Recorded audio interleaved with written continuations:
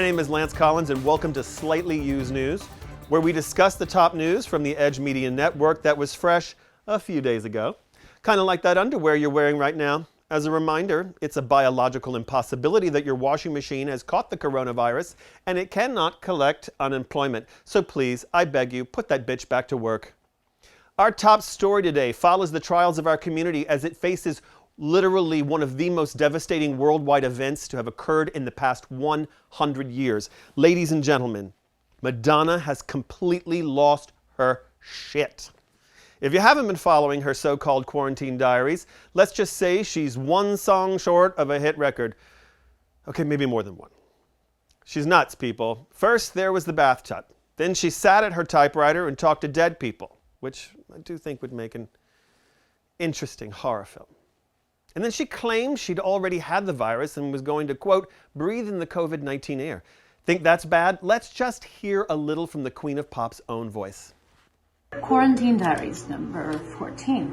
I think it's quite significant that the paper I'm typing on just caught on fire and consumed my paper. I am so consumed in my own confusion, so bewildered in my incapacity to express my disappointment, so unwilling to fight with people. I think we can all agree that in this clip, she's making about as much sense as the colonization of Morocco by Spain.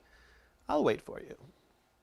Even gal pal Rosie O'Donnell took to page 6 last week to shrug her shoulders, saying in Madonna's defense, quote, she's an artist, and that's the only place she has to create right now.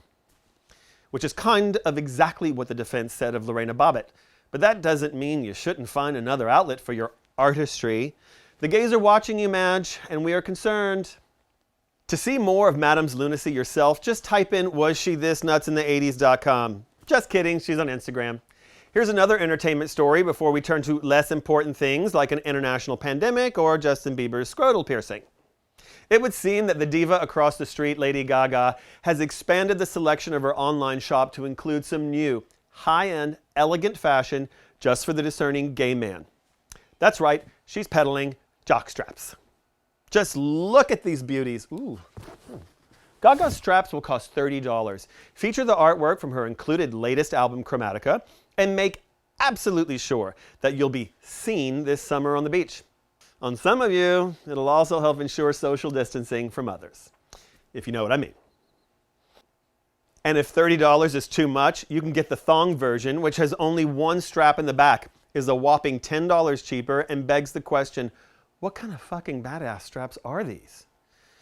In national news this week, our beloved President Donald Trump, I'm sorry, I choked on my own vomit, followed up that whole shove a UV light up your butthole thing with another brilliant suggestion. It's a great test. It's a very quick test.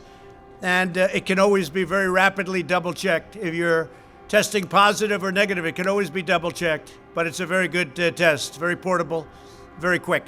The test for COVID-19 is produced by Abbott Laboratories, takes 15 minutes to show results, and is right about half the time, which means that it's wrong about half the time. Which sounds like the kind of test this administration would buy and then use it to test the entire White House, which is what they did. So who knows who's infected over there? It could be the next hotspot. Maybe Trump has it. Maybe Vice President Pence has it. Maybe Pelosi will take over and the virus would just say, mission accomplished, and sod off. I've got to talk to my doctors about new meds. Ooh. Next up, Ellen DeGeneres has really had it with being called mean. The popular talk show host has caught flack for being mean to employees and guests of her program. Her choice to lay off her entire studio staff and hire new techies for her stay-at-home shoots, and her comparison of being quarantined in her $27 million mansion to, quote, like being in jail. Comedian Kevin T. Porter then offered to donate to an LA food bank for every mean tweet about Ellen that was posted.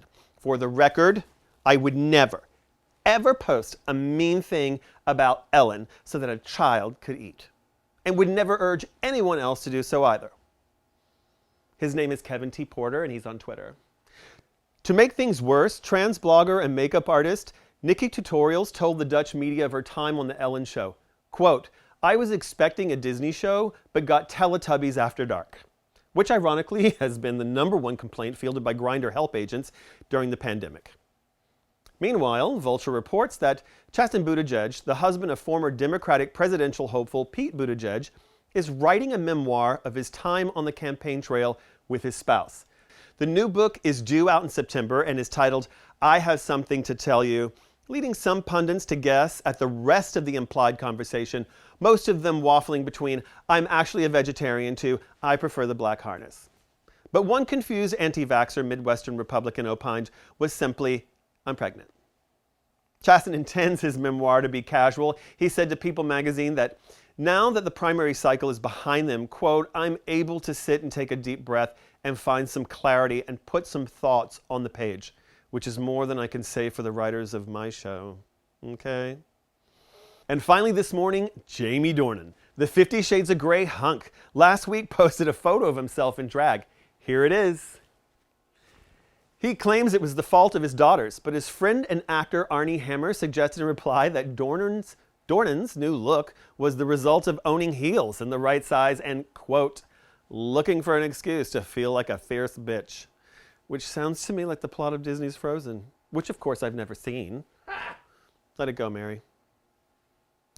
Thanks for tuning in. And remember, if you want to read these stories in advance every week, just go to edgemedianetwork.com.